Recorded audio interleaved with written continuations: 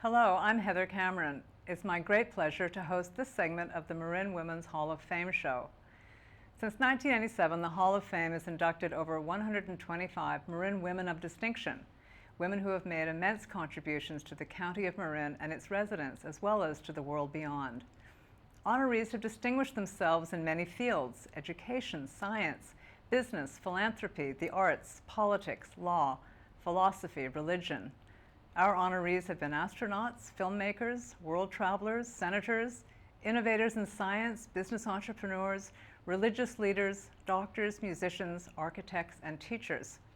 Whatever the particular field of endeavor, each honoree has been a force for positive change in our community, and it is a great privilege to acknowledge and document their contributions. Today, it is my great pleasure to introduce Dr. Patricia Gibbs, who is being honored in the class of 2014 for her pioneering work in community health as the founder of the San Francisco Free Clinic. Welcome, Tricia.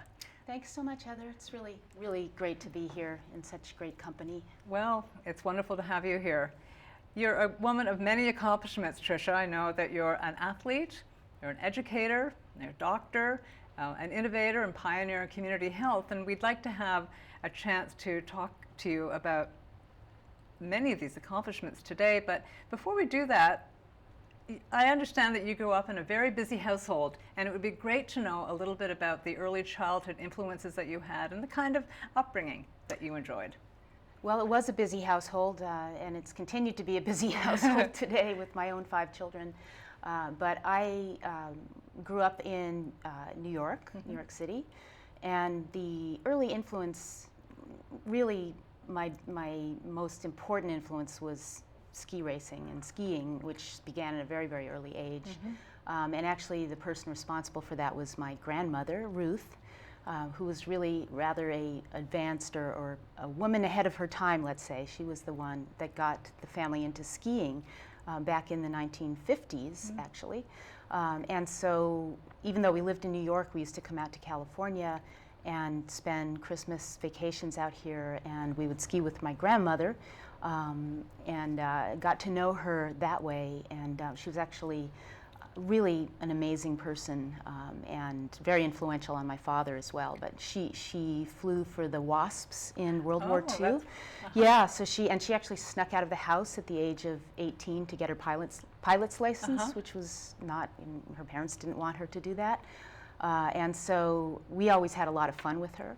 And of course, my parents were a tremendous influence on me. My father, Warren Hellman, was just a brilliant business person, and in our household there was never any difference between boys and girls. The girls were expected to be president or something really great, in addition to my brother, who did become a very successful business person here in San Francisco. My mom was a ballet dancer. Oh my. She danced with the London Festival Ballet. She set that aside to have children, and so she was there for us all through our childhood, and really promoted all of our efforts. Incredibly supportive, and probably the most brilliant person in the house, actually. Whenever we had to take tests or anything, she always got the highest score, but she never even she didn't go to high school. But was always brought this great love of dance and the arts into the household. So that was another influence. And living in New York, we actually went to Broadway shows all the time. We saw a lot of ballet. We saw all of the great museums. I always went to fantastic schools. We first lived in Brooklyn, and I went to Brooklyn Friends School there. And then when we moved to Manhattan, I went to an all-girls school, which I think had a tremendous effect on my early education, which really has lasted me until now. It was called the Chapin School, and the people in my class have just gone on to do fantastic things. Was it something particular about that school, or was it that it was a single-sex school that was most impactful, do you think? It was just really challenging. And the other thing I will say is my parents started a ski academy when I was, I think, 12 or 13, and we called them headmistresses at the time. I think now they're called heads, but our headmistress was Mildred Berenson, and my parents went to her because we were already very involved in ski racing at that age, and said, look, our daughters need to go ski a lot more, but we want to have them still go to this great school. What would you think about our taking them out of school for the entire winter and having teachers teach them up in the mountains, and then have them come back in the spring? And actually, my older sister was at a different school, and they made the same proposal, and they refused. But Mrs. Berenson said, absolutely, whatever we can do to develop your daughter, to help her develop to what you think is right for her, we'll support that. And so they had the sense that many different paths can educate a child. And they were very rigorous about the academics, but at the same time, it wasn't just for the sake of rigor, it was for the sake of actually developing students. But that sounds quite remarkable, and obviously you benefited tremendously from that experience. I know that when you were in your 20s, you were selected to be on the U.S. ski team. Yes. And tell us about that. That's a tremendous accomplishment, because it's an elite sport, and not many people get to be on that team. That's true, and right now, actually, the Sochi Winter Olympics are going on, and so all of these memories are coming back, and it feels like it's very fresh in my mind right now. What actually happened was I, on several occasions, had been kind of waiting for a phone call from the U.S. ski team at the beginning of a ski season. Am I going to make it this year? And and one fall went by, and I didn't get the call. And so. When I actually did get the call, it was the day before my high school graduation, and they called and said, would you like to come to the U.S. ski team summer camp? You've been named to the U.S. development team. And we said, well, her graduation is tomorrow. And they said, well, she's going to have to come out to this camp. And so I actually missed my high school graduation to go to a ski camp, but it was really a thrill to be on the U.S. ski team, and I got to travel all over the world and represent the United States, and just had What was your event? Were you a downhill racer? No, it's unfortunately. I was really small for some reason as a young person, even up to the age of 20. I really didn't grow until I stopped ski racing, I guess. So, and it seemed to help to have more momentum, to be, if you're a speed skier, to have a little bit more bulk. So I was good at slalom. That was my main event. And I really mostly just raced in the slaloms and the giant slaloms. And at that time, they didn't have Super G, which is actually a really fun event that I later on raced as a master ski racer. And, actually did very well in that event, but I had to do slalom. And slalom is a little bit tough because if you watch a slalom race, a lot of the time people fall, and so you probably finish about half of your races. So there's a lot of kind of having to deal with disappointment and, you know, getting back up and dusting yourself off and trying again, and more so than some of the other events. How long were you on the team? I was on the team for 2 years, and That's a full time? it's full-time, commitment? yes. It's all year. Summer, you ski in the summer, you go down to South America or to Mount Hood. I think I lived at Mount Hood. Yeah. It felt like it was my second home. And, you know, you have to be on snow all the time. And then if you're not on snow, you're doing dryland training. And I did have time to take summer courses. And so I did get a chance to sort of discover that I really liked biology and, you know, and ultimately decide to go to school so that I could go to medical school. And so after 2 years, I decided I really did want to do that. I wanted to go to school and develop my mind as well as, you know, this athletic skill. Being an elite athlete must have had a fairly profound impact, and you must have had some very strong bonds with the people that you were skiing with or going through that experience, which very few people frankly ever have. So That's true. Was that true, and did you have you maintained some of those friendships with your former ski team colleagues? Yes, you do form very intense relationships, and, you know, somewhat polarized, where, you know, you sort of have your really close friends and then people that you're very competitive with. But really, once you're on the national team, there is a sense of camaraderie and rooting for each other, and because, you know, you're representing the United States, you want the United States to do well. And yes, I've kept up, you know, friendships, and now with Facebook, it's almost impossible not to, actually, you know, so connected with a lot of people. There's, you know, a US ski team alumni group, and people get together. And then, you know, many people remain somehow in the ski world and see each other that way. And I have kept in the ski world in the sense of helping other young people participate in the sport, and you know, running a ski team for a while, and then my own children being involved. So you'd run into a lot of people and keep up the contact. Well, that's wonderful. So after your undergraduate work, you went to medical school, and why medicine? Why medicine?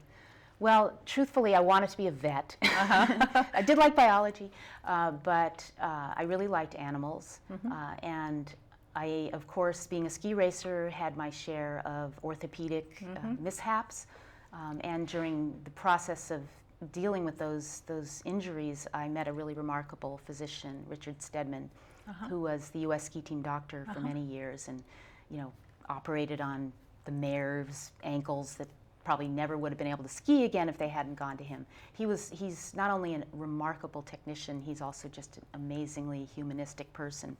So the bad thing was getting hurt, but the good thing was that I got to meet Dr. Stedman.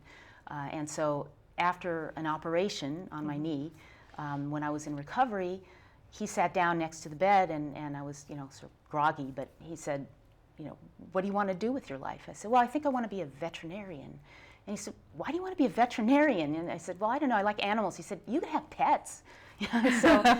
So he said, you know, medicine is just wonderful. I assume, I was in college at the time, I assume you've taken all the pre-veterinary courses. You could easily transfer that to medicine if you wanted.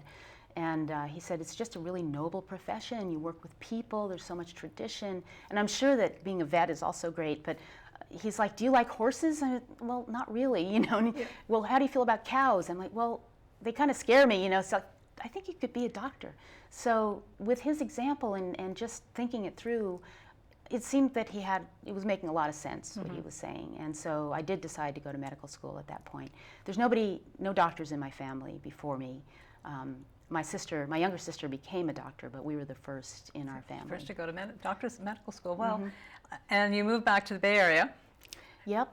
And I wanted to say happy anniversary, because I gather in 1994 on Valentine's Day you opened the San Francisco Free Clinic. That's right. So, wow. Happy anniversary. Thank you. So how did that happen? The San Francisco Free Clinic, there you were, a newly minted doctor, relatively newly minted, I gather, newly married, and what brought you back to the Bay Area, just because of your happy childhood experiences out here, or was it a job, or what brought you out to the Bay Area again? Yeah, it was a bit complex. My husband Richard is a ballet dancer and danced professionally for, I believe, 12 years. And he also went back to medical school after that, after his professional career. And it's a bit of a rarity to have someone who actually had a professional dance career and was able to go and become a doctor. So it turned out that he was in demand as a sports physician. And he was asked to come down and consult with the San Francisco Ballet. And they actually said, you know, we really need a doctor to oversee the program. And we were living in Seattle at the time. That's where we had trained. And even though we had jobs lined up, we decided that probably would be really, really exciting and interesting. So we basically came to San Francisco to together set up the program at the San Francisco Ballet. We went into private practice. We did something rather unusual at the time, which is to actually set out our own shingle and start our own practice, because we already had, you know, a portion of the practice with the San Francisco Ballet dancers. So for 3 years we were in private practice, and it was the dance that brought us here. 2 years into that, I got pregnant with twins, and these were, you know, number 4 and 5 of my children, and I wasn't able to continue to partner with Richard in taking care of the ballet. With regard to the private practice, at the time it was just becoming really evident that there was a problem with uninsured patients in America. And we were in a practice where, you know, we took insurance. And there was a moment where we realized that, well, number one, we weren't really doing what we'd been trained to do. We got outstanding training at the University of Washington in family practice. And we were doing a lot of referrals. We just weren't really happy doing what we were doing in private practice.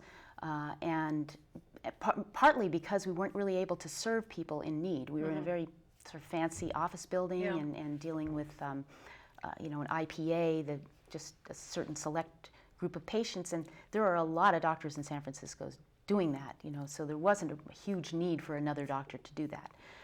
But yet there were all of these uninsured people that didn't have care.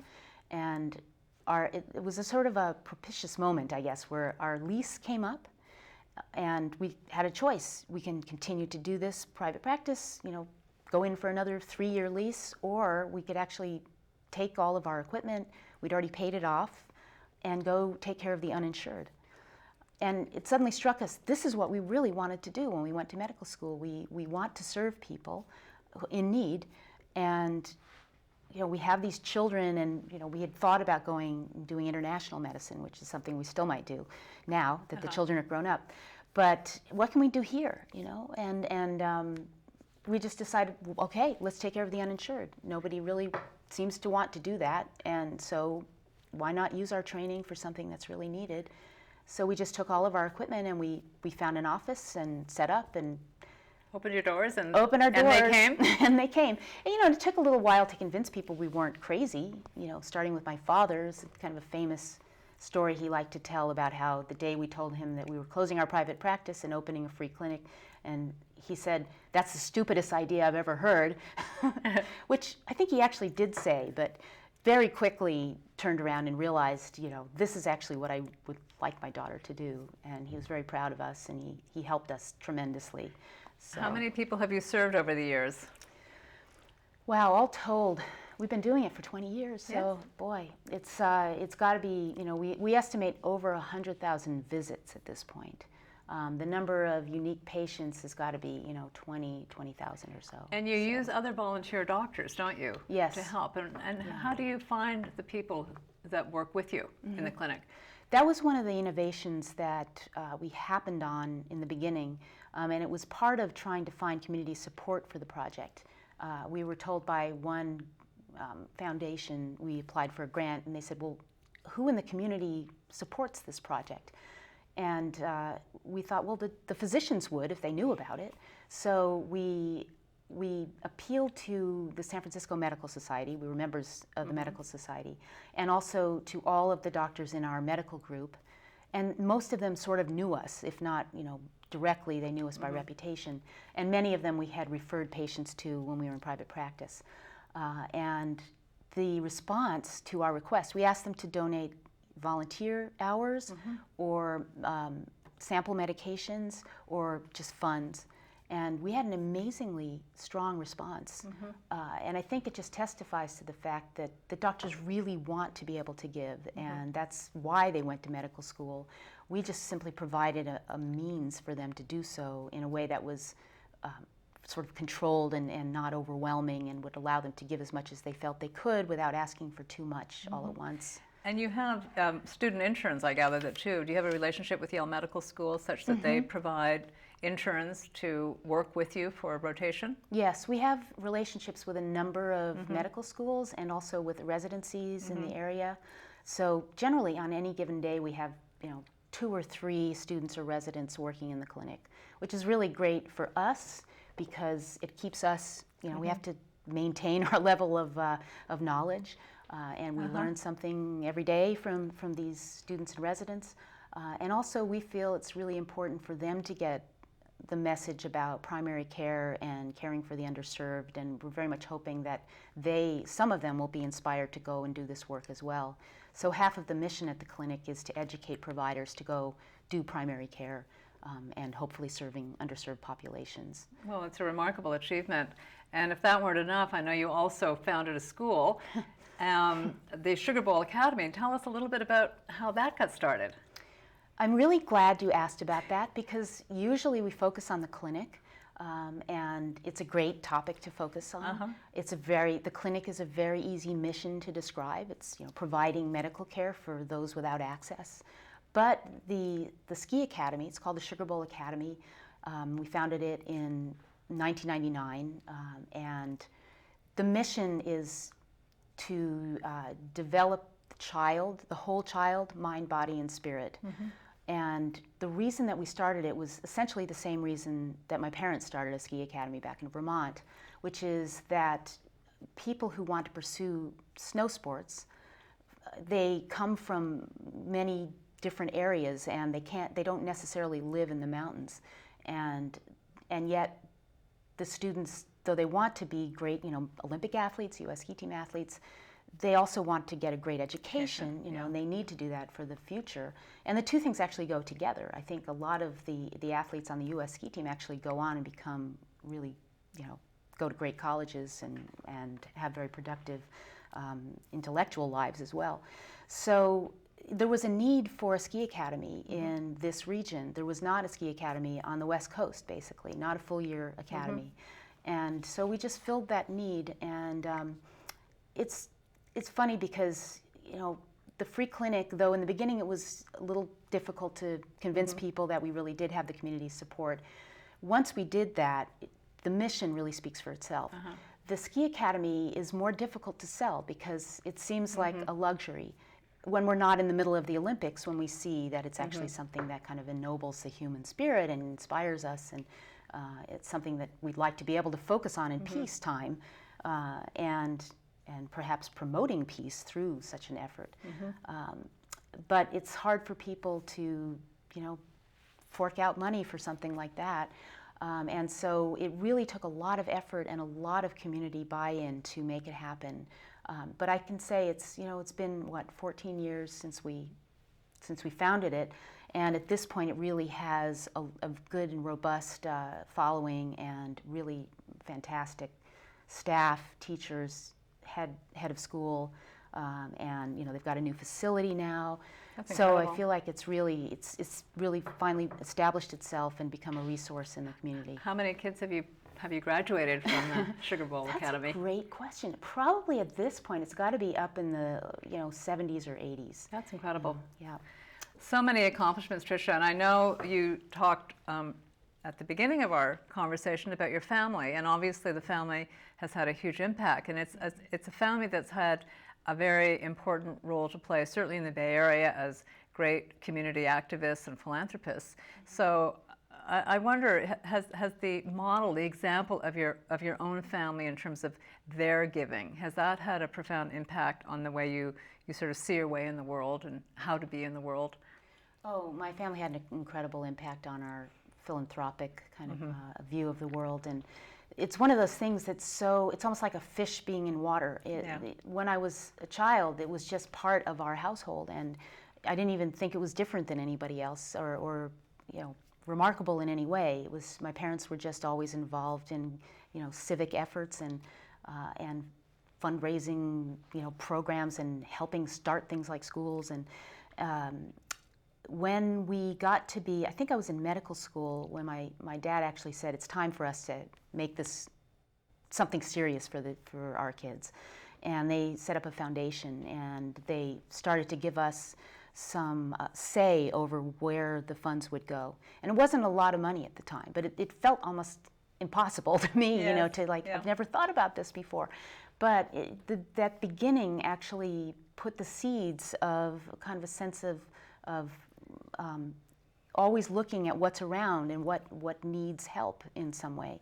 And it's an incredible privilege, I have to say, to be able to do that. And so, and certainly, you know, as we got older, it became, you know, more money and kind of more responsibility, more involvement. And my father got a lot more involved when he came out here to San Francisco as well. You know, and my mom became chair of the San Francisco Ballet, and she did that for 15 years and just really did amazing things with the ballet, really helped establish them as a, you know, first-class international ballet company with, of course, Helgi Thomason, who's a phenomenal artistic director. It is an amazing company, that's for sure. But you know, it's an incredible story that you tell. I mean, not only have you been highly successful in your own life, but you know, deeply accomplished in many different areas. But you sort of have a sense in which you're part of a continuum, not only in a wonderful family, but clearly you've modeled some behavior for a whole generation of young people coming up. Do you have any words of wisdom to share for the kids that are in their 20s today and making their big decisions? Well, I certainly always encourage people to not give up on their dreams and to get lots of advice from people. I like to give young people advice. You know, in the position I have at the free clinic, I'm contacted a lot by young people who want to know, should I go into medicine, or you know, maybe nursing's better, maybe, you know, nurse practitioner. I always say yes. I always talk to them and find out what it is they want to do and help them figure out, you know, how to do it. So. Well, thank you, Tricia, for sharing your incredible life with us. It's been a great privilege to spend this time with you. And thank you, viewers, for tuning in. The Marin Women's Hall of Fame is a project of the YWCA of San Francisco and Marin. If you'd like to learn more about the Hall of Fame and our honorees, please visit us at www.ywcasf.marin.org. Thank you.